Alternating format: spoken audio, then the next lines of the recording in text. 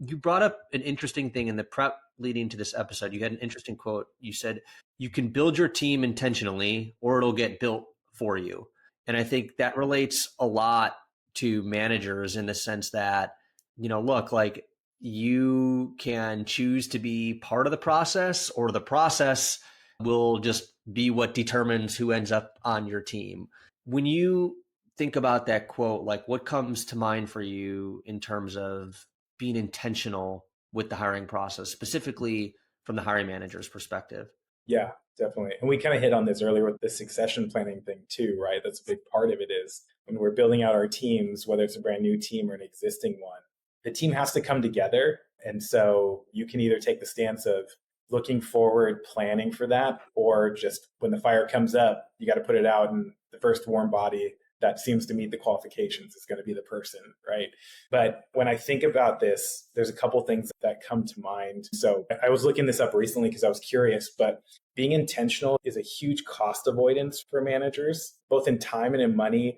I read this study yesterday that said the average cost of a bad hire right now is about 240 grand. And so, that's scary. If one deliberate hour up front can save you or your company a $240,000 mistake, I'll spend that hour. That's a good hourly wage. But it's also, as a hiring manager, making your life easier. You get the right person in the seat.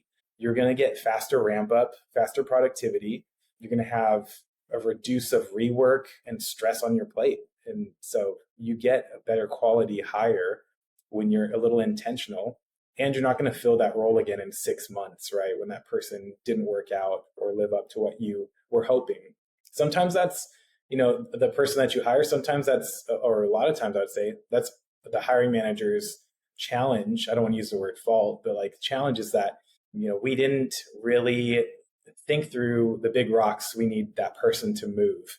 We just know here's the kind of person I need, but like, what do you really need them to get done actually when you're hiring? And so that's why I advocate for that intentional hiring. For sure, especially with a new position, but even more so sometimes I think when it comes to a backfill, because I think often what happens is you have a person in a role and they're doing what they do and they decide to leave, and you just say like, we just need to fill this seat without being intentional about like, what do we actually need as a team, as a company? Sometimes it might mean we don't actually need to backfill at all. And sometimes it might mean we have to hire somebody, but maybe it's not the same role or same responsibilities that this person was doing before. So sometimes it's like, you need to force yourself to take a step back and really think through, what do we need moving forward versus what we had previously. Right. Yeah. It's an opportunity in that sense, right?